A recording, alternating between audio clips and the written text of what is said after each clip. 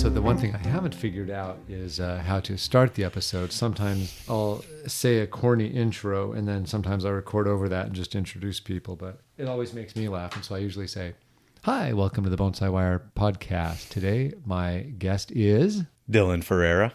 And Dylan and I have known each other for a very long time. Dylan used to work for Boone Monica TV Park back in Hayward, I guess, right? Yeah, that was in Hayward. Yep. And I have no idea how many years ago that was, but it was a long time ago. And since then, Dylan has taken a keen interest in growing material for bonsai, and he currently has a growing operation up in the California foothills. Yes. Tell us about the place. Yeah. Well, I think we met in '09, and that was the first BIB show that I'd ever been a part of. What brought you to a BIB show? I'd taken an intensive with Boone when he was still here in Alameda. And so I just remember I walked into the show that evening and everybody had been there all day setting up and working. And I was feeling a little bit awkward and out of place because I'm just walking in the evening. And you were one of the first person I met, I think. And you were just automatically really nice to me and very kind. And I think we've been friends ever since. Ever since, yeah. So a mere 14 years or so. Yeah, that's been a while. That's awesome. And so we both over the years have helped out at Boone's. I used to work for Boone a long time ago, like back in the 90s, long time ago. The 90s? Oh, yeah. I met Boone in 93. Oh, man, that's a long time ago. That's when I started bonsai. So long before you went to Japan back in the day. Oh, yeah, that's right. You knew before you went to Japan, huh? Yeah. We're shaking our heads right now. That was a long time ago. That's so long ago. So tell me about your operation. What do you got going now? Yeah, so I've got a growing production operation. I grow bonsai in the field and starts. And I'm currently growing on about 1.5 acres, though I have up to about 3 acres. And I have many trees out in the ground in the field. How long have you had this operation? I settled in late 2020. And then, about the end of 2020. And it was really hard. And so that's kind of what I want to talk about today, because I know a lot of people talk about, we all know what it's like growing in containers. A lot of people dream about growing in the field. And you've done a lot of both. And so you know what's hard about both of those probably. Yes. In certain ways, growing in containers is harder. It's harder to get good, strong, healthy, vigorous growth. That's been my experience with it. And then in the ground, trees, they grow so well, so vigorously, all across the board, just about. But it's a lot harder to set up a big field with irrigation and gopher baskets and mulch and get the whole infrastructure set up. And then managing it once it's all set up, it takes a lot of work. And so Dylan used to have a similar operation over in Point Reyes Station. Was that the first full-on bonsai nursery facility you'd set up? Yeah, my nursery has gone through many iterations, starting in my grandparents' backyard in Calistoga in the mid-1990s. And then it was in Richmond, California for a while at my aunt and uncle's house. And then once I finally finished university and doing all of my educational program and doing a little bit of foreign travel, I came back to the Bay and leased some ground out in Point Reyes Station. And it was a hobby, quote unquote. It was just for fun, quote unquote. But you still had a day job at the time. Yeah. When I first got the place out in Point Reyes Station, I was unemployed because that was about 2008, 2009 when the big financial collapse happened. So I was blissfully unemployed for a while and I had all the time in the world to work on it. And then, then I got a job and was kind of spread out all over the Bay. And I remember you having no time for anything back then because you were driving all over for different jobs and then trying to make the nursery work. Yes, I was gainfully employed, and then I was doing independent landscaping and landscape horticulture for a while. So I was constantly on the road between my nursery and customers' houses and Boone's house in Hayward. And so that teaches one how to rely on an irrigation system. Yes. It's an exercise in trust, majorly. Was that trust ever betrayed? So many times. So many times.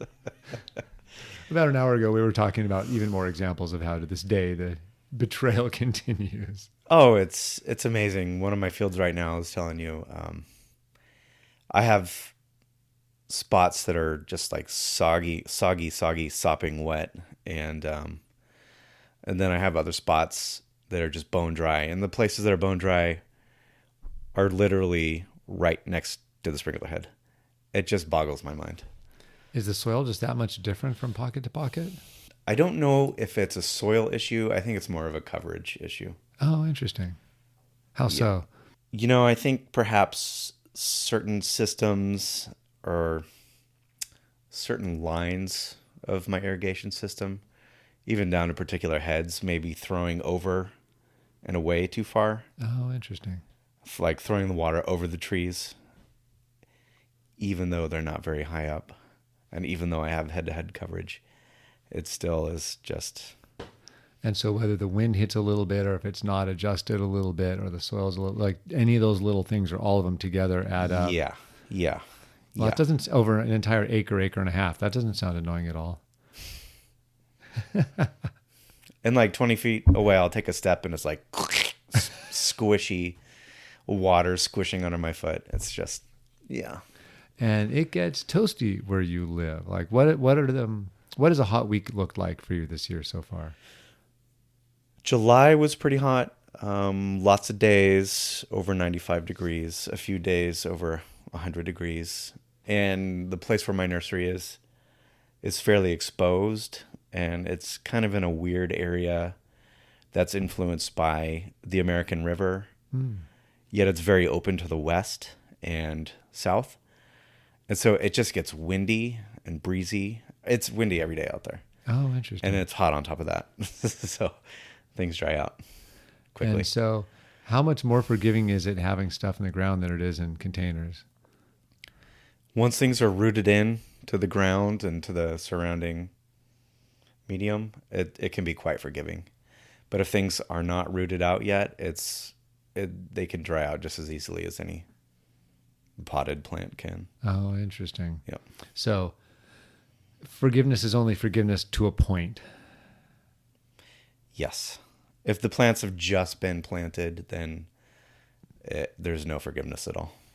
And so describe how do you do different approaches to planting in the ground, or is pretty much do you have a recipe for most everything that's planted?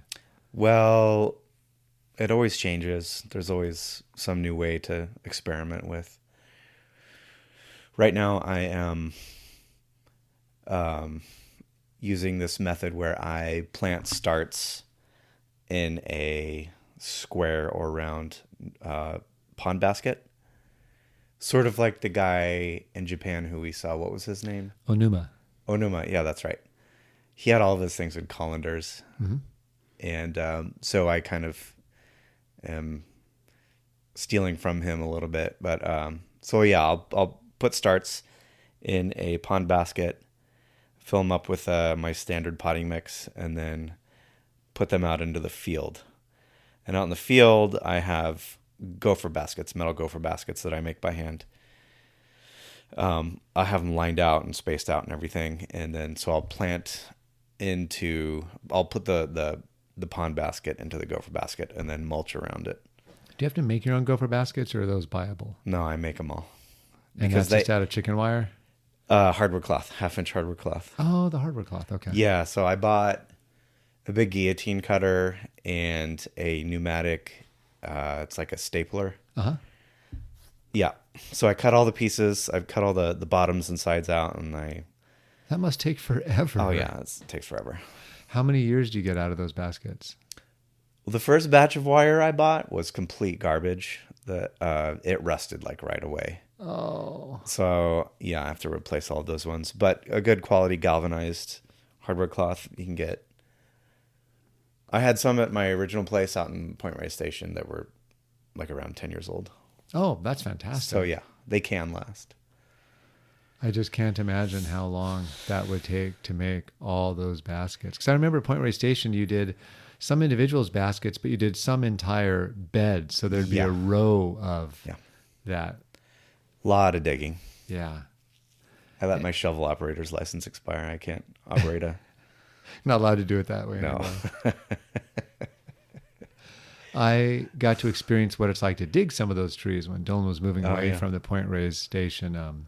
Actually, Lauren and I went out there and dug up a whole bunch of plants up there, like at the waning days of the nursery. And it's amazing. The roots get outside of that chicken wire or whatever the stuff was up there, and you kind of can't dig through that stuff unless you dig up the entire wire and the entire row all the way at once. And so either you do a lot of loppering of the big roots, or you unearth the entire row all at the same time. Yeah, it sets a boundary for the gophers. They can eat the roots up to a certain point. Root pruning. Yeah, it's free root pruning. And yet there will be enough roots left for the plant to be able to survive and regrow new roots. Have you ever farmed where there haven't been gophers? When I lived in Calistoga, we didn't have a gopher problem there. And I had trees in the ground up there, and they did really well. Nice.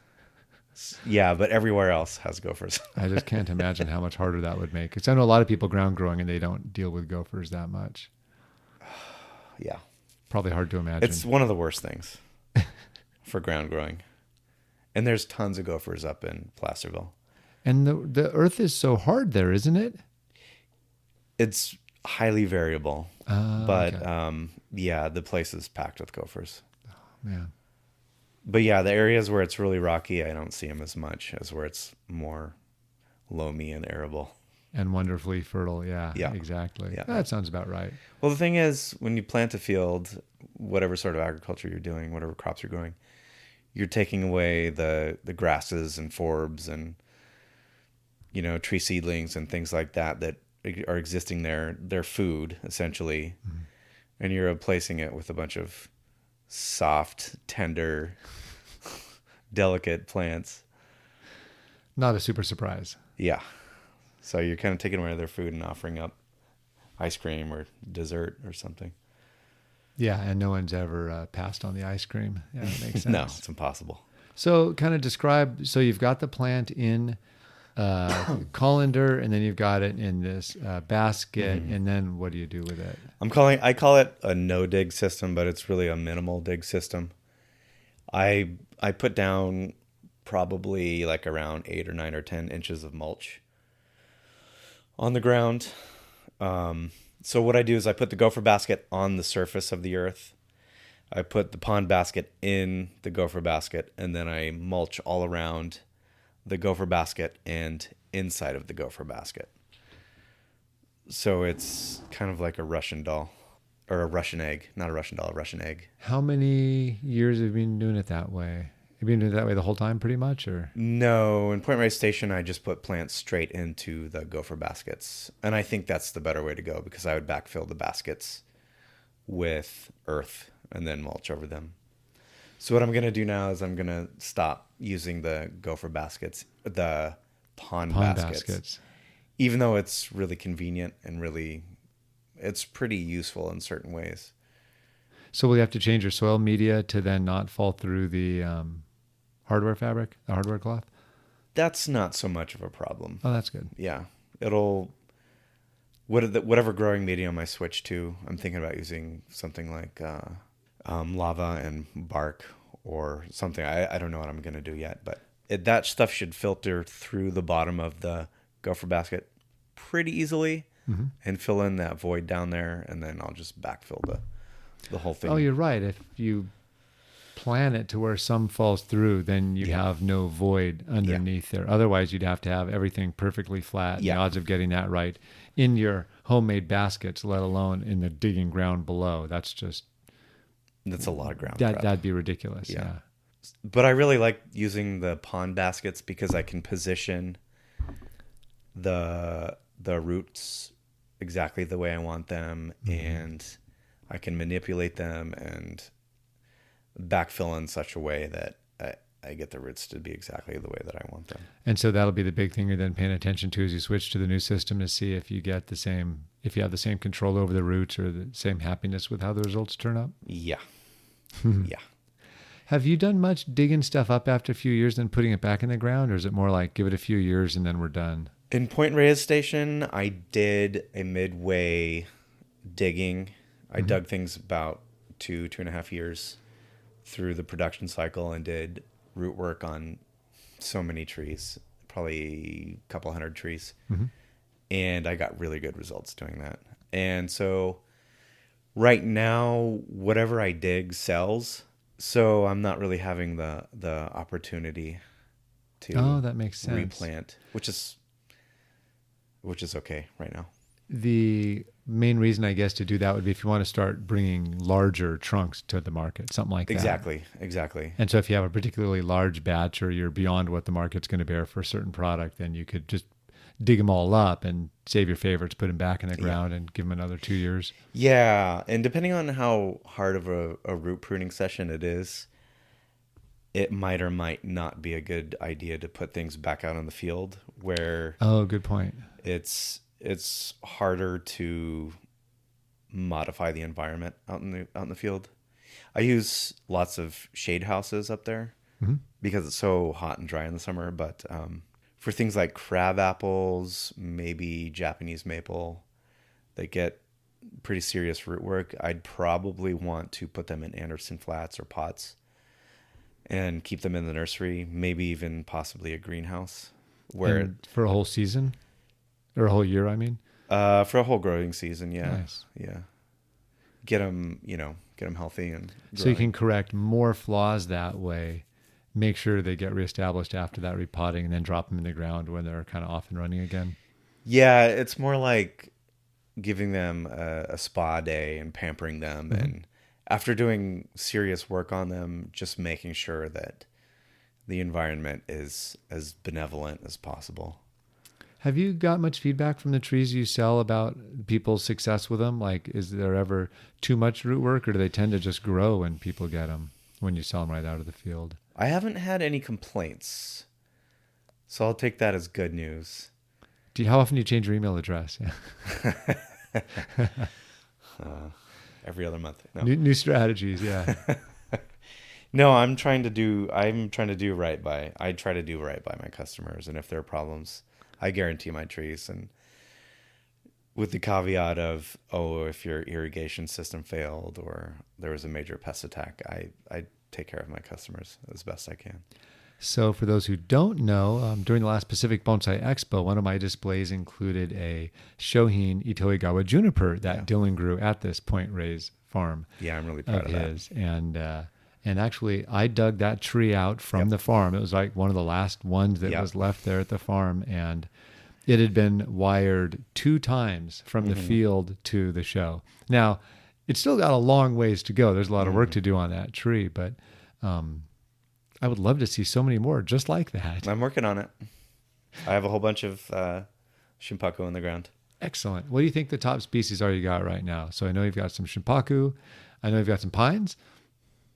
I love deciduous, and so I've gone big on a dwarf Japanese maple it's an unnamed variety. It's super duper flexible. It's not brittle, and it's vigorous, and you can fertilize the heck out of it, and it still maintains pretty darn short internodes. They thicken fast. I just love this variety, and so I have quite a few of those going, a lot of tridents. Bunch of styrax are going to be coming out of the ground this year. Yeah. Good. And I'm interested in doing slightly odd varieties.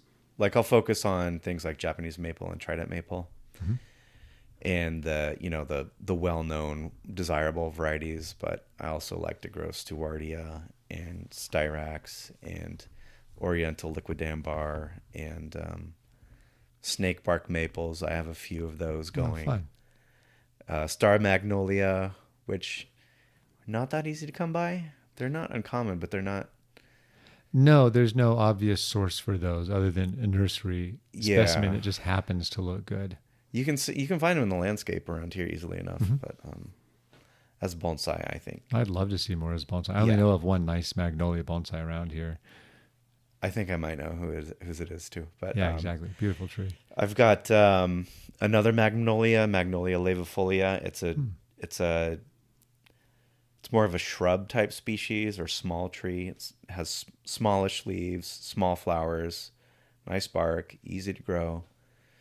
So things like that I think are suitable for the art. It'd be great to see those new species because we just don't have people growing lots of those things. Yeah. Are you still doing the crab apples? Many crab apples. I have the Hal's crab apple, the what's the common one? Sieboldii, the Siebold's crab apple. Yeah, Siebold's crab, the Hubei crab apple. Mm-hmm. I grow mostly species, not as many varieties. Mm-hmm. And I have a batch of ume coming on in the next couple of years, which I'm... So what are you doing style-wise with those? Those can be tricky. What are you doing with Which, them? the ume? Yeah, like what forms you kind of try to grow them into? I tend to make things pretty bendy, probably more bendy than they ought to be, but I like bendy trees, and it seems like a lot of people do also. Style-wise, mostly slant style. It's just such an easy thing to default to. And then once in a while, when they happen to work out in other styles, you go with that. Yeah, I've tried doing cascade styles with a bunch of different things. It's really hard to get them to thicken. Yeah, for very obvious reasons, but it's really it takes some conscious effort to make a good cascade from scratch.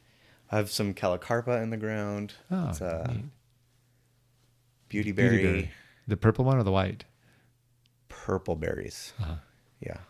I've got some of the white, actually. They've been fun. Yeah, so I like to get into the more interesting varieties. I have Styrax formosanus, which is closely related to the Japanese, but the leaves are a little bit smaller, and it has so many flowers. It's very floriferous. Oh, I really am looking forward to seeing that. And they're the right scale too. Are you growing? What sizes are you growing these all to be? It's going to wind up being shohin to medium size. Make lots of shohin. Yeah, I know.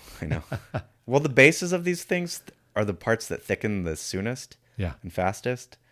So it's kind of a natural segue into shohin size. It is that you can turn those around a little faster. In fact, you can actually afford to grow a little slower.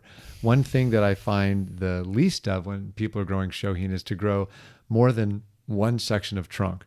People put it in the ground, they'll give you one section of taper and then say, okay, we're done. Yeah. It's just a section of taper with some twigs for branches. And that's your good starting point. But the better way is grow that first section of trunk for a couple of years, cut it way down, grow a second section of trunk. So you have some taper, some interesting movement, or even do it more slowly and have multiple sections. But I find that that's, in spite of my ideas and plans for a tree, that's often what has to happen anyhow. Oh, you end up just resetting? Well, I can't use that. Yeah. Yeah. Like the part of the trunk that I had wired and bent has gotten reverse taper, or the tree didn't commit to that part of it. So I have no choice but to cut back and restart. And that's kind of the whole adventure of it. Is it seldom works out exactly the way I think it's going to. And that's not necessarily a problem. It's more a reflection of how good our guesses were up front than it is about the results of the process. Yeah. As long as you're getting where you want to go, that's kind of the main thing. Yeah. And I really love the history of all of my plants, their life histories, and where did this plant come from? How did I start this plant? Was it a liner? Was it a seedling? Was it a cutting? Was it something I dug out of the ground in the mountains or something? And then the satisfying part is setting something in motion and then following it through the years and then circling back around 5, 6, 7 years later and seeing that it's become something beautiful in spite of me. How do you do that with hundreds, let alone thousands of trees? Do you write notes? Do you take pictures? Do you just remember everything? They get into my mind, and there's like a database of these things in my mind, and I recognize individuals. That's so cool. Especially if you're coming back around 2, 3, 4 times a year, you get to know the plants. Well, and you touch all of your trees minimum once or twice a year, I'd expect. Yes, depending on the stage of development. So when they're freshly planted, I have to be on top of them, and so I have to have my hands on them. Or if you've got wire on it, you need to be keeping track. De-wiring, yeah. I have a tough batch of Chinese elms right now that just went through de-wiring. De-wiring can be hard sometimes, but have you found someone to hire to help with that? Because that's just a job, boy. I've got one person who wants to help me out who lives up in Placerville. I don't know if sitting on the ground in 100-degree heat in midday, holding on to burning hot wire cutters is really somebody's cup of tea. But it's yours, huh? Yeah. Well. Oh, the glamour of being a grower. Yeah. Standing out in the sun in midday is for mad dogs and Englishmen. And I'm neither of those, so bonsai grower. How many of your trees you think are under shade right now? What percent of the? At least 50%. Okay. I have more trees under shade than in full sun. Okay. So more than 50%. Which species can handle the full sun up there? Because knowing it's sun and wind. Cork oak, trident maple, conifers such as black pine and Shimpaka juniper, Chinese elm, Chinese quince. Those are good full sun plants. The oriental liquidambar, cork elms. There's quite a few. Would you leave those in the sun in containers, or would you put all those in the shade in a container? Deciduous material I'd probably keep under shade if they're in pots. Coniferous material I feel pretty good about keeping in full sun. Oh, really? So Yeah. full sun Yeah. with wind for junipers and pines, no problems where you are? Yes, but Wow. you cannot lose track of watering. Yeah. How many times a day would you have to water something in a container up there? I do 1 cycle per day. I just do 1 long cycle in the morning. Oh, okay. And it usually holds things pretty well. That's amazing. Yeah. I find that if I do more than 1 cycle, things just get too wet. And that's a problem for spreading pathogens and so forth. If it's well over 100 degrees, then I'll do multiple cycles. But that means that I have to be there. Do you ever do foliar, just hose the place down to cool it off when it gets hot, or do you just... Yeah, I'll do that. I'll just walk around spray with a things hose. down, yeah. Not necessarily soak them too hard. Exactly, just to let the evaporation kind of cool things down. Yeah. Yeah, that sounds like that would take a little while if you've got an acre. Well, the nursery is not that big. The part that I call the nursery consists of 2 shade houses and 50-foot shade houses and 1 fully exposed area. So that part of the operation isn't very big. Oh, that's good. And it's completely packed with plants right now. Do you still have the tropicals and the odds and ends that you used to have? Because you love rare plants. I know you're a sucker for odds and ends. I wish. None of those things survived. Oh, no. Placerville is cold in the winter, and it snows there. It has snowed there every year that I've been there. So, no. It's no Point Reyes Station, North Bay, or East Bay maritime climate. Oh, that's kind of a heartbreak. It's also a burden lifted. Yeah. Because I remember there were a few really stressful cold snaps where you were trying to keep after things. Yeah. And I don't really have a proper greenhouse at the moment, so there was just no way that it was going to work out. I lost plants that I've had for decades in the winter. It's just plants come and go. What can I say? Yeah. You make some more. Have you... what percentage are you, like how much wiring do you do on average? Are some things you just cut, clipping and growing, or are you trying to get some bends in almost everything? I'm doing for probably equal amount of both. Clip and grow. I find that, for example, wiring cork oak is just a non-starter. the response that I get for them is that they abandon the part that I wire. That's super common. And it's really frustrating. And so I'm not wiring certain species anymore. And I'm trying to make more natural, upright trees. So I'm more interested in clip and grow and seeing what Onuma is doing, and our buddy in Japan. Tons of clipping. Yeah. So I was pretty well inspired by seeing what he does. He builds his trees kind of from the inside out, where he kind of lets them blow out, cuts them to nothing, lets them blow out, cuts them to nothing. He's just keeping quarter inch, half inch, inch every time he prunes, with a few exceptions like the junipers. Most other things just came way back. Yeah, and so he was making like these fat little cones out of pretty much all of his deciduous material. Yeah, crab apples, maples, you name it. So I want to do more of that. But I also, like I said, doing something like wiring a whip or a liner or some young seedling, and then following up with it every year, and then getting 5, 6, 7 years into it and seeing like, wow, the curve's really set and it looks really cool. That's got to be super satisfying. It's so satisfying. It's so satisfying. And then I sell it and stick it in a box. And you do it again. So yeah, a lot of wiring.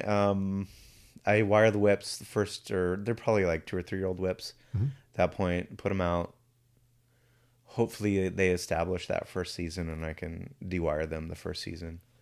And you've had some good luck starting with liners, so you don't have to do all your own propagation. Isn't that right? Yes, I have gotten a lot of liners. I like to get liners out of Oregon, mainly for things that I haven't figured out how to propagate myself, such as Carpinus, which continually eludes me. I just can't get those for seeds whatever to germinate. reason, haven't figured that out, huh? The liner nurseries do it. I don't know what they're doing. I think I just need to call them up and say, hey, what the heck are you doing? Could you please tell me? Exactly. But the thing I like about liners is that I can get unusual varieties and varieties that I struggle to propagate. What I don't like about liners is that the root balls are the shape of the cell or pot that they grew in. That's what I was going to ask. So many of the liners I've started with have a taproot that at best will wind around the size of that cell. And so how do you convert that one awful root into anything that we want? Does it take more repots in those early years? It takes a combination of root work and 1 or 2 more repots. So you have to grow them out, 1 or 2 seasons longer. When I grow my own seedlings, they're just in open Anderson flats. And so the roots are much, much easier to handle and get going in the right direction. That makes sense. But for all of my starts, everything before I put out in the field, everything has at least 1 round of root work, if not more. So I don't want to put anything in the field that doesn't have good roots, or roots that are going to be hard to work with.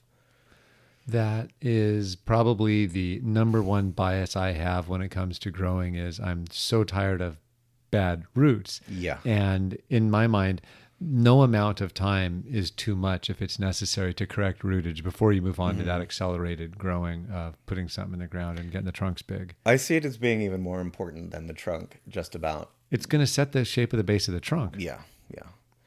The trunks are more plastic, and if you don't like the trunk, you can always cut back or, graft. There's always a workaround. But with deciduous species, you have some flexibility, but so many species, you're stuck with whatever roots you create pretty much. Mm-hmm. Yeah. So vegetatively propagated plants, like cuttings and so forth, often come out with pretty well distributed roots. Mm-hmm. And if they don't turn out well, then those plants either get put into groups for multi-stem plantings or become stock plants or garden plants, or they wind up in the big compost heap in the sky. Have you been doing a lot of those kind of group plantings? Yes, because of you. You inspired me to do that. It's pretty much the obvious thing to do with when you either have too much of something or a bunch of flawed things that you can't bear to get rid of all of them. Yeah, it's so hard to get these things created and Yeah. then have to throw them away. Although I've gotten pretty callous about it. At some level, there's only so many hours in the day. Yeah. And then the other thing that inspired me, you made those multi-stem pine groups that I thought were really neat. And then Bjorn did a really cool thing about grouping seedlings together on his YouTube channel a few years back. So Yeah, they came out great. I thought, well, yeah, okay, that's what I'm going to do now. Yeah, make some of those. Yeah. What do you think you'll be releasing? So I know this coming winter you're looking to dig a bunch of stuff. What will the do you do that starting in the fall, or do you start in January, February? You know, when's the bulk of your digging season? It really kicks off in December when things really go dormant. Okay. So I'll be having quite a few tri-nut maples, some dwarf Japanese maples, quite a few standard Japanese maples, Japanese styrax, a few of the Oriental liquid ambar, some Stewartia monadelpha, the tall Stewartia, maybe some Chinese quince, a few cork elms. A pretty good assortment. Sounds like a fantastic assortment. Yeah. It's exciting. And so those will have been in the ground 2-3 years probably? Since summer of 2021. That's right, because I remember it wasn't when you were moving in. It was that next year. You were super scrambling to get everything planted. Oh, my God. I remember that. That was a very stressful time for you. Planting in summer, That was... not great. Not great. Yeah, I remember hearing about that. But, and it was really scary too, because I didn't know if my double basket system was going to work out. That's right. It was a hypothesis back then. I remember you drawing me the pictures of how you were going to do all that. Yeah. And the thing about mulch is that it's a high carbon material. So I was worrying like, oh, geez, am I going to have nitrogen debt? Is the carbon going to soak up all that nitrogen? Is it just going to be feeding the microbes that break down the organic stuff? Yeah, but that next full growing season, everything just took off, and it was such a relief. Such a relief. It's scary. Well, yeah, that's what's so crazy about growing is, I mean, all bonsai is a gamble, but when you're growing, it's a cast of the die. Yeah. You know, you just throw the dice out there and, well, let's see what this year brings. And this is my living too. Yeah. So it's like, is this going to work? Is this going to be a disaster? I don't know. Yeah. That's welcome to Farming 101, right? And I know you've got a bunch of stuff that's not just bonsai that's coming out of the ground this year. I cannot help myself. I grow all sorts of plants for all sorts of purposes, minus cannabis. I don't have anything to do with that. But I've just had an exposure to an exceptionally wide breadth of plants in my career. I've worked at Botanical Garden and have done horticulture all over the Bay and have been to a few places in the world. So I just can't resist beautiful plants, and I can't resist being in a beautiful environment, and that's kind of what it's all about. But I have lots of plants for kusemono.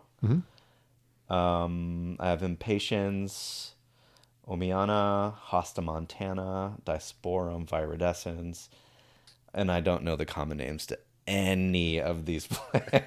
Are these things you sourced from nurseries or just have been propagating? Or I have just been accumulating plants since I was a teenager. And so when they have good, and you're good at tracking the names, I guess. Yes. So if they have good characteristics for saying accent plant, you just keep propagating. Yeah, I'm always looking for stuff that could be good for bonsai, like an interesting, slightly different species, or kusemono. And so yeah, I have lots of things that I think would be good for kusemono or accent plants. And I have lots of pyrocias right now too. Oh, excellent. The ferns. And I have a dwarf azalea type rhododendron that I think would make a fantastic accent plant. It's nice. creeping kind of sprawling species. Does it flower? It does flower, and it has standard size flowers. Oh, fascinating. So it's this dwarf little plant, but it has regular sized flowers. It's kind of cool. They're a beautiful, brilliant red. I absolutely adore that species. I adore all my plants, really, but I can't help it. I just cannot not grow. It's a case where loving plants, it's not that it makes it harder, it makes it possible. Yes. Because if you don't love the plants, it's just too much work otherwise. And it's boring. Well, there's that too. Production work is rarely the most scintillating work. Yeah. No one loves, hey, I got another day of propagation today. I've got to pot up 350 Ajuga reptans. No, I don't think so. I'm not doing that. I'm not doing that. Do you have a good dwarf Ajuga? Those can be great. No, I will not touch that. There are most things I won't touch. It's like you can go to Home Depot and get that. So that's the stuff that I turn away from. And if you like that stuff, that wonderful, awesome. But I have more unusual things. Stuff you're less likely to see at a big box store. Exactly.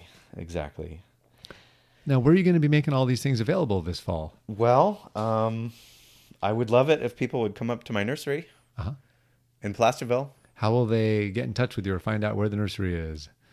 My email address is cedarrosenursery@gmail.com. It's CEDARROSENURSERY@gmail.com.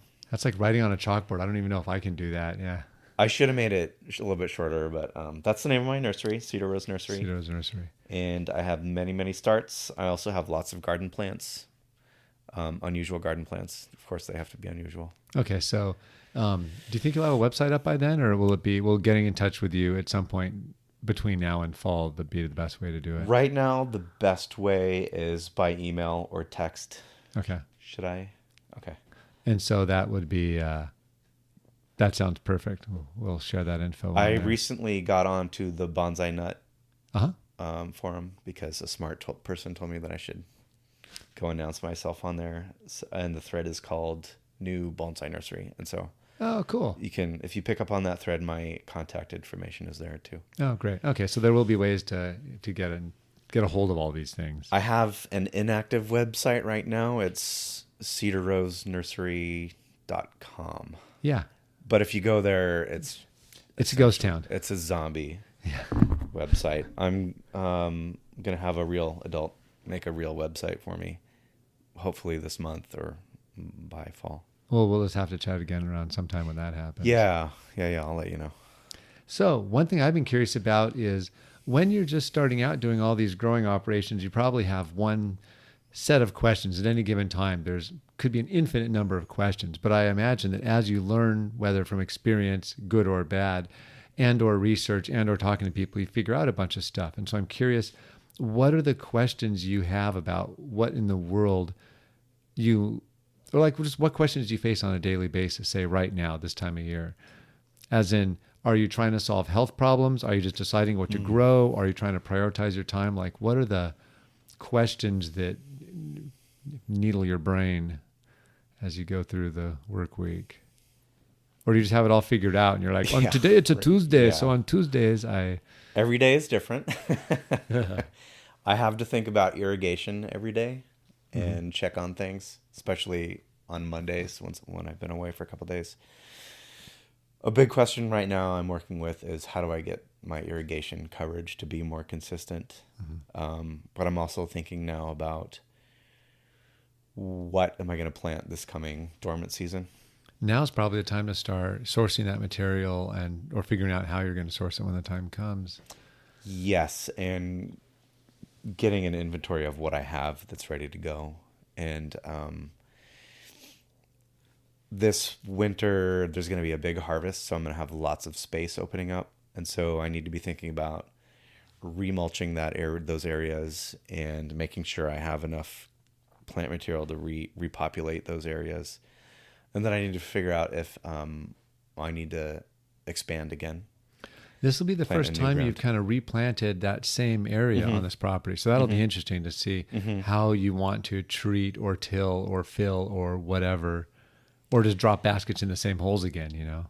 Yes, everything's going to have to be ripped out. All the baskets are going to have to be redone. But one thing to note is that there's been beautiful mulch decomposing on these areas for the last several years, getting water every day in summer, and the soil is just a dream. That sounds awesome. Yeah. Will you just be pouring mulch on top of that, or will you be incorporating that into the soil so the roots have more access to that? Or I don't think I'm going to do any incorporation. I don't do any tillage, but so just keep it all on top. Yeah, I'm going to. I might dig some up and backfill baskets with it, maybe, just because it's so wonderful. But I'm definitely going to be adding lots of new mulch too, regardless. Well, because it sounds like what you're doing is just creating it's going to be over time a deeper and deeper bed of better and better kind of top dressing, really. It's like a gigantic pot. Yeah, it's like a huge blanket. Yeah. Yeah. Yeah. Well, that's kind of cool. It seems like that'll pay benefits in some way, shape, or form, because that'll be super rich. Diversity of microbes, and there's good nutrient regulation. There's good water holding capacity. There's good microbial life.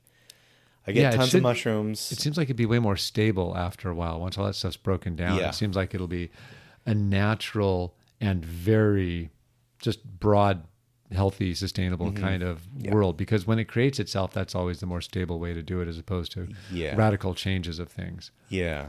That's kind of cool. Yeah, it's really nice. The stuff that I put down the first year is mostly decomposed, and the soil is wonderful, but the weeds now have managed to get a foothold in those areas. Oh, that's right. How in the world are you going to manage Poa annua, all your weeds, like whatever you happen to get? Like I would be happy if all I had were Poa annua. I think you just keep it called a lawn, right? Yeah.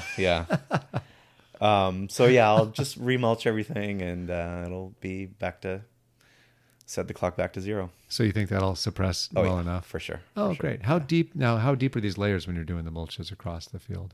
I was doing like 4 or 5 inches, but now I'm going 8 to 10 inches. And you can walk through that easily enough? Yeah, it all packs down. Oh, that's awesome. Yeah, especially when pardon me, when you get during the planting phase, you're going back and forth with a wheelbarrow, and it kind of that's true. Just makes traffic. A little path. Yeah. Did you ever put down landscape fabric at all between the rows, or did you literally just throw the mulch on top and that did it? Yeah. God, that's awesome. I do have some patches of poison oak that no amount of mulch or herbicide will eliminate. It has to be pulled by hand, but I get really good weed suppression with the amount of mulching I do, except for field bindweed. That's the bane of my existence. That's the gnarly one, huh? You can't get rid of it. There's just nothing to do about that. You can knock it back for the season, and that's about it. It's always going to be back the next season. So it'll just grow on top of the rough mulch, the fresh mulch? It grows through the mulch. Oh, gosh. And then the fact that I'm adding so much water, there's so much water hitting the ground, it just loves it. And it'll smother trees. So it's really a pain in the neck. But luckily, it's only in one area. So. And that's just all manual mitigation? Ideally, it would be, but it's really a combination. I have to use IPM practices on that, integrated pest management practices on that. Oh, what a hassle. Yeah, it's always something. Yeah, I studied weeds in university. That was kind of my jam because I studied crop pest management, and I really took to the weed sciences. And so I kind of have my favorite weeds that I like. I'll leave them alone, like salsify or Malva neglecta, or I have my ones that I have soft spots for, but field bindweed is not. It's not on that list. Well, I noticed this whole time you haven't really talked about pathogens or pests. I mean, do you have big trouble where you are, or have you created an environment where things are pretty happy? I have, the main pest that I have right now is root aphids. Oh, the same. Which is super annoying. Yes. And they seem to have a wide selection of host plants. Which is interesting because the researchers keep insisting that it's going to be one species per species, meaning one organism per type of plant. And that one will attack pines and one will attack this and one will attack that. Yeah. Well, with some overlap here and there, like apparently the connection between the black pine and the Chinese elm will be the same stuff. Different parts of the life cycle will be on the leaves and elms and the roots of pines, for instance. Yeah, yeah. It's But I've unless seen I them in all have kinds of multiple stuff. species of root mealy and root aphids out there. Oh, But the root aphids came in with a certain batch of black pines from a certain person. a certain grower in Alameda, possibly. No, somewhere else. Okay, so I dodged that bullet. Yeah, yeah, yeah. Um, but there was a batch of Zumi that had agrobacterium. They came from here, so those had to. Those got 86'd. Yeah, it was a shame too because I had a lot of time into them, but that's a really bad pathogen to have to Yeah. deal with. Have you had subsequent problems with it, or did you catch No. that in time? No, no, I got rid of all those plants. That's good. I still have 2 from that batch, actually. They were nice. Yeah. They flowered. They were precocious. They flowered young and fruited young. Did you keep the seeds from them, or did you just totally? No, I have a different Seaboldiana Oh, that cool. I'm working with. Good. That's pretty vigorous. But pathogen and insect wise, I'm not having many problems. I do a little bit of prescriptive fungicide application just because I've done a lot of growing in the Bay, and verticillium wilt is a maple killer. And so I'm sensitive to that. I'm really worried about that. But I don't have a lot of pathogen trouble up there. Even with some of the overly wet conditions. That's really nice. And I have things like syrphid flies and praying mantises. And so I really don't prefer to spray insecticides unless I have to, which I kind of do now because I'm having the root aphids. Well, it's nice because surrounding your farm is more wild territory. And so you're not surrounded by city like the way so many bonsai growers are, and you're not exactly surrounded by full-on ag right where you are either. It's more. Well, there are a lot of old orchards really close by, and so I do need to be careful about fire blight. Yeah. And especially because I grow a lot of rosaceous material. Yeah. And the Pseudomonas blight. That's another one. That's a gnarly one. It's not as bad as fire blight, but that's. I think a fire blight's kind of a do not pass go. It'll ruin a tree in a hurry. So, yeah, and then I'm growing on old orchard land too, so I was worried that there would be pathogen issues, but so far so good. Oh, that's really cool. Yeah. How are you fertilizing everything in the ground? I use just a high analysis turf fertilizer, and the price is right, and I just broadcast it at the beginning of the season. And then I also use... Is it time release or is it... No, not even. The time release is more expensive. So I blast everything early in the season. That's not the right word. I fertilize everything early season. And I don't have problems with burning in the field, except for one crop was a little bit sensitive to it. Stewardia was, but they grew out of it. And I use a lot of the iron sulfate. I get a really good response from. And are you doing the pelletized or the liquid of the iron sulfate? Nursery, I use the solids and the liquids, and out in the field, I use the solids. Liquids are kind of difficult to handle for large areas. So, oh, really? Yeah. I just don't have the... I would have assumed you could just run it through a dosatron or something. And I have would it all need in a line. big dosatron. Or a bank of dosatrons. Yeah. That would be ideal. Someday. I'll get on it. the 2.0, 3.0, whatever, 10.0. Yeah. When I have my property up in the Willamette Valley, I'll get it set up like that. Oh, there you go. So do you think it's the... So do you think you can get away with so little fertilizer because do you think it's the mulch that's providing so much of the things the plant needs? Or I use a rate that's close to the top end of the recommended range, and I get pretty good growth out of it. But you don't need to redo it during the season. That's the amazing part. If I did summer pruning on trident maples recently, and so I followed back through and refertilized them, and anything that seems like it didn't respond well to the first dose of fertilizer, I will refertilize them. So it sounds like if you've got decent water and decent soil and decent weather, things mostly take care of themselves, where you're not fertilizing constantly, you're not spraying constantly, you're not even weeding that constantly. It sounds like. It sounds like the bigger problems are just how dang hard it is to set up an automated irrigation system, and then the time to do the really time-intensive bonsai work to get things wired and or pruned and or potted within the very narrow windows when that work has to happen on sometimes. Yeah. Yeah, I would say that my potted stock needs a lot of attention. Fertilizing, pest management, making sure that the environment is right for them, dealing with weeds. Yeah. I have 2 rows of native willows grow up around my container area. That I call it the nursery. I don't know if I mentioned that already. Apparently, all you have to do with native willows is add water and they'll grow. And I was ripping them out at first, but then I realized, oh, hey, these can be like a really nice windbreak. And they're wonderful, and they've grown up really fast because they're fast growing, and there's a lot of water and fertilizer getting into the ground around the nursery. And turns out that they make millions of seeds that carpet the place. And so all of my pots have a nice green carpet of willow seedlings. Just add water. I'm going to guess a carpet of willow seedlings is slightly more than would be optimal.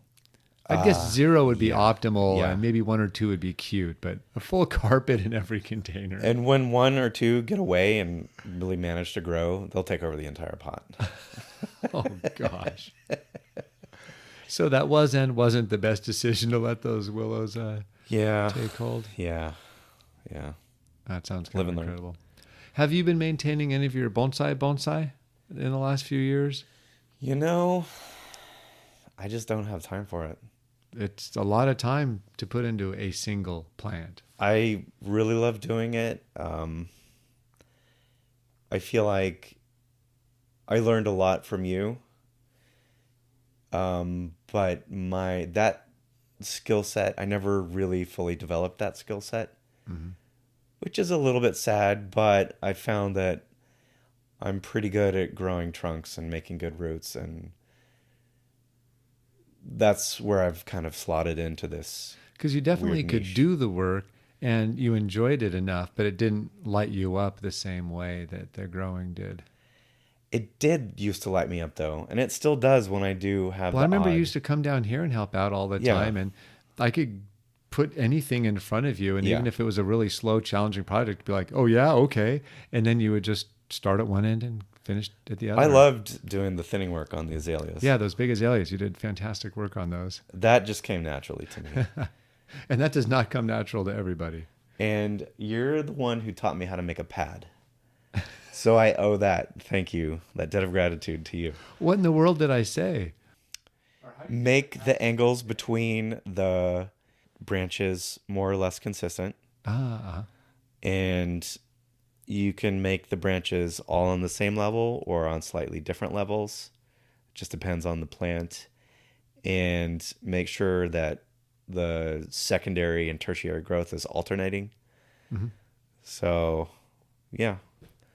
And there you have it. I'd had some priming before that, but you're the person who really made me what a kick. Get it. I wonder what we were working on where we were doing that. There was this big juniper that I was working on for a customer.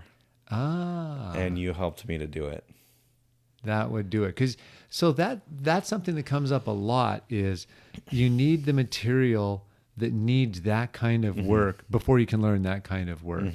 Exactly. And I remember a lot of the trees you had 4, 5, 6 years ago, you had a lot of trunks, but you didn't have, it's like you had the primary branches, but you didn't have enough secondary and tertiary or, those finer divided branches to work with to even teach yourself how do you do the pruning, how do you do the wiring to actually feel like you're in that kind of pad creation zone. Because it just takes years of building up the density before it really starts becoming a thing. Yeah, you have to add a lot before you can start subtracting and making decisions and creating pads. And a lot of what comes out of my fields will not be quite at that level of readiness. But things like Stewardia, that twig up really fast, they will be ready for that kind of work. Oh, that's fantastic. Largely. Yeah. So you're consciously setting some primary branches on those? My focus is to give people options. Uh-huh. That's what I want to do. I don't make a lot of big decisions. Pardon me. I don't make a lot of small decisions on That makes on sense. these things. Yeah, it's not an opinionated product. You're giving them the product and then letting the user take it from there. I'm giving them as many branches to work with as I can, a good trunk, and a good start to the Nabari. Which is kind of what we need, are more trunks out there. Yeah. So. Yeah, I always am kind of on the fence about how to think about different stages of development. There's trunk building, primary branch building, secondary branch building, and then kind of the more and more refinement before you get to kind of maintenance. And there's really good cases you can make for, if you were to cut those into different phases, where on that spectrum you make those cuts. But whatever you do down the road, we need more trunks. And so feel free to make as many trunks as you want. It's funny. The more trees I get out in the field, the less time I have to fuss around with making twigs. Yeah, exactly. And I think that's why more people are getting into growing right now, because they're doing that same kind of math. And there is something fun. It's almost like there's more of a feeling of play when working with larger numbers of younger trees, because at no point is there big pressure for any one. And because you've got so many per batch, well, let's try it this way. Let's try it that way. And so you're making yourself smarter. You're teaching yourself what the different approaches are. You're teaching yourself what does or doesn't work, or doesn't and doesn't and doesn't in my case a lot of the time. Right. Well. That's, at least those are the things I've enjoyed about growing so much. Yeah. It's funny. The thing that really, really hooked me into bonsai was when I was in university. And all of my trees are over at my aunt and uncle's house up in Richmond. And I would go out into the yard and work on my trees, wire them, do the trimming, all the stuff like that. And I would just forget about everything else. It put me in the zone, and that's when I realized this is what I'm meant to be doing. And it's fun. So yeah, you can do that, or you play with 150 seedlings, like what you're saying. And the other thing that's funny is, well, you're pretty much the one who taught me how to wire whips really well. So another debt of gratitude. We did a lot of that. And I find that, I don't know if this is apropos or not, I might be getting off track here, but I find that I have to be in the right mindset to do that. And it's not just an automatic thing. I have to sit down with a big batch of seedlings, crank out a few crappy ones, maybe break a few. I have to turn on, essentially, and warm up, and then I can get into a groove and really start making cool shapes. I think that's a thing. And I know some people have talked about right brain activities and left brain activities. Left brain stuff we can just kind of turn on and be analytical all the time. Yeah. The kind of right brain stuff is where you get into that kind of flow mode. Yeah. And I think those initial wiring exercises are more of a flow state exercise, where you're not consciously at 2.3 inches. I make a bend at 362 degrees to the northwest at 39 degrees. You can't do that. I can't do that anyway. But you kind of start getting a feel for how's the wire going on? How's the material moving? Yeah. Oh, I know how not to do it. And so you don't do it the right way. You do it another way. And then you start identifying kind of unconsciously the patterns that are not yielding the bad mistakes. Eric and I have talked about this a lot. Okay. And it's absolutely hilarious, because he's been in the position of trying to teach people how to do those initial wirings, and non-bonsai people. And it's so fascinating how many ways there are to wire something wrong. It's because it's not like there's a recipe for doing it right. It's just don't do all of these dumb things. Don't do all the wrong things. Yeah. Don't make it look like a letter of the alphabet. Don't make it look like a shape a child would play with. Don't make it look, there's all these simple things. Curly Q. And yet, look, I made a helix. Oh, great, a helix. And so how do you interrupt those patterns without making a loop-to-loop, or without making a back and forth, or without making it three-dimensional? And I agree. I think of it as kind of a flow state. I will not start certain kinds of jobs unless I know I have the time for it up front. And that's why Yeah. so many of the important jobs get undone in my Yeah. garden because, well, I've got to water, so I can do that whether Yeah. or not I'm in a good mood. I can Right. fertilize either way. I can weed Yes, either way. exactly. Repotting is a process, and so I can repot Yeah. any time of day or Yep. night. Yep. That's just one of the few things I feel I can pull out of the back pocket. But the more creative endeavors, and it's funny, even initial stylings of trees can be like that, but then it's more like you're creating a painting. Yeah. Production work on setting things is kind of its own exercise because it's only the purely creative act. Yes. You're not building a whole. When There's you're nothing styling a to tree- build off of. Exactly. When you style a tree, you're building a whole and you're keeping multiple parts in mind. Yeah. Those initial wirings in those early years are just pure abstract exercises. So I was going to ask, do you ever have days where you just can't wire? You're just not in the right mood or not in the right frame of mind? And yes. And so what I've actually paid attention to over the years is wiring is an interesting activity where I think it's an awkward blend of, right brain and left brain until you do it really frequently and you've internalized all the moves. Then you can just pull it out of your pocket. But for people who are more periodic or sporadic wirers, some days it's going to feel like there's nothing but kinks in the wire. Yeah. And so then what I've learned is, how do you get into some kind of a Rain Man space where you recognize what's going wrong and back away from what those things are doing? If for whatever reason you've got to crank out some small exercise. I mean, obviously, if you can, postpone. Yeah. But if you can, it's like, okay, even when I'm doing this in a workshop with someone's tree, it's like, oh, could you help me with this bend? Okay. I walk over to the chair. First, I look at the tree. I adjust the height of the chair. I adjust the height of the tree. I get my posture totally relaxed. And so when literally everything's lined up, okay, now I'm in a position where I can bend. Because if I'm bending over, doing it awkwardly, I'll be off balance. I won't be as focused. I feel like I need to be fairly grounded to do an intense bend or to make sure a sensitive branch is going to get attention. You know what's really fun is sitting on the ground for 3 hours straight in the heat and wiring and bending. Well, I told you the story about what Daisaku said to me when we're both good friends with the Daisaku Nomoto from Japan. I love that guy. I told him I was going to put some trees in the ground. I've told the story a bunch. I don't know if I ever told you. This is years ago. Before I moved to my current garden, I said, I was thinking of putting a few trees in the ground. He said, okay. So I guess that, when it's in the ground, I guess you'll just have to lay down on your belly when you're kind of picking a front and trying to find the best side. So I'm like, oh, yeah, you're right. I should probably space them out pretty far. I was like, okay. So I guess you'll get really good at wiring when you're on your belly and doing that. I was like, yeah, good point. I'll have to really enjoy that. And then, so trees grow really fast in the ground. And so, of course, it'll be really easy to check if the wire's cutting in when it's in the ground because you're going to be checking it every 4 days. I'm like, yeah. He just kept going and peppering me with these questions that all obvious led to. At one point, I just said, okay, so what's my alternative if I want the trees to grow faster? He literally took a colander and set it on top of the pot and made he just raised his eyebrows like, what, like this isn't good enough? I'm like, well, what if I need more than that? He put her on top of a second pot.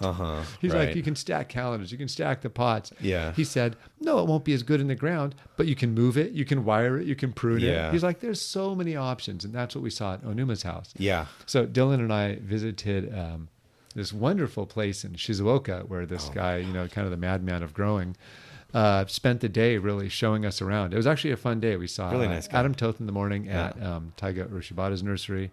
And then we zipped out for, we didn't know it at the time, boar soup made over an open flame. Oh, an open flame in an enclosed space, no less. Yeah, we could barely see each other 6 feet away because there was so much smoke in that little My eyes were hovel. burning. I couldn't breathe. Yeah, that was their workshop / man cave. I'm not totally sure what that room was used for, but but we spent the day literally just asking him questions about how he grew stuff, and he and his friends were just happy to answer every last question we Super could try nice to guys. turn into Japanese. That boar soup was delicious. It was amazing. And then they treated us to sake. Oh, that's right. That's when we went back to his house and checked out his artwork. Yeah, we did not see that coming.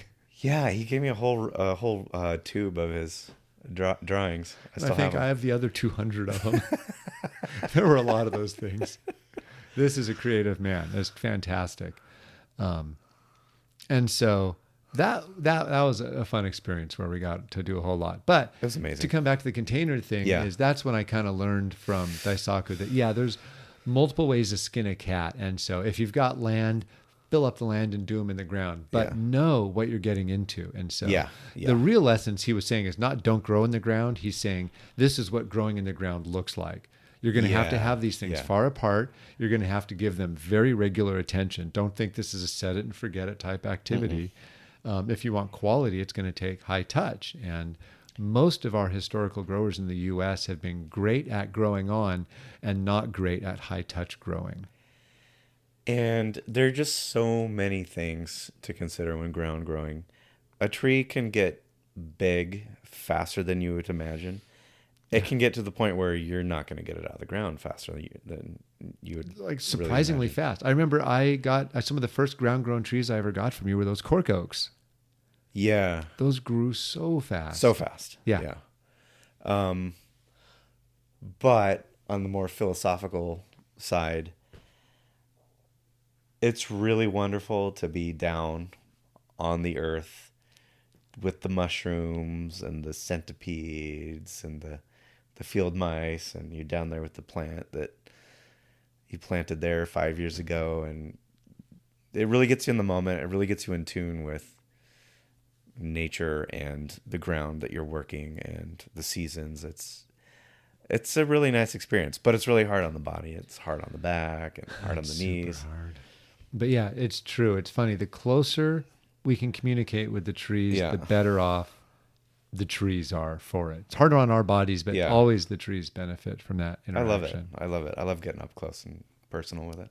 It's funny. I heard that just yesterday from a guy, and just a few weeks ago talking with Cesar Ordonez, who was here helping out in the garden. We did a chat for the podcast, and he said what gave him the bug for bonsai? It's when he realized an entire day had passed and he hadn't realized how much time had passed. So that's it. And he's like, that's it. Oh, wait a minute. I want to do this again tomorrow. Yeah.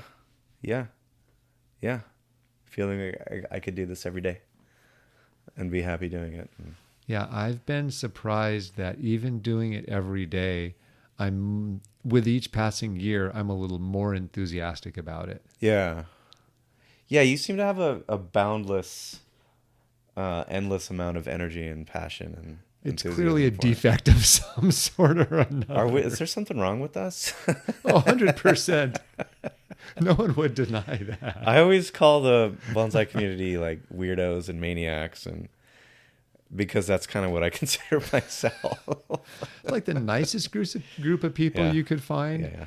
But they're pick a spectrum and you'll find bonsai people on one end and the other end of it. Yeah, and I'm not necessarily the most social person in the world, but I've really enjoyed meeting people from all over North America and Japan, and it's just a really nice community of people to be with. It's a supportive community. Yeah. Now, are you still considering vending at the expo next year?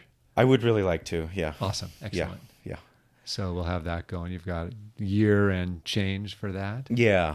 Hopefully I'll have more stuff coming out of the ground. Well, November's kind of early, but we'll see. We'll see what happens. That's right. Otherwise, it I'll would have literally be for sure. This winter. So maybe some of the more fancy stuff you pull out of the ground this season that could be worth keeping in a container for a year so it's rooted in. That would be another option too. Yeah, if anything that I harvest this year doesn't sell, I can, grow it on in pots and present it. We're looking last weekend of October. That's our current guess. Okay, yeah. So even a little bit earlier. Okay. Yeah. Well, once all the contract and all that stuff is all done, we'll be sharing that. But that's what we're looking at right now. Well, that would be super exciting. Sounds good.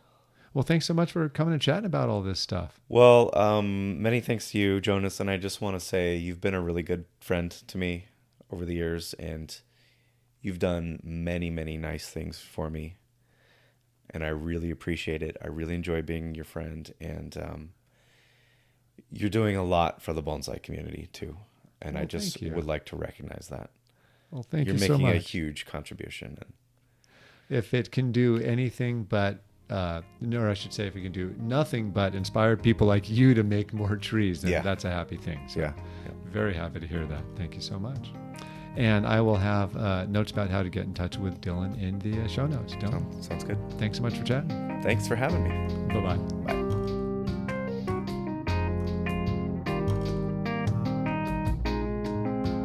The music on today's podcast was brought to you by the fine folks at Blue Dot Sessions. Check them out at www.sessions.blue.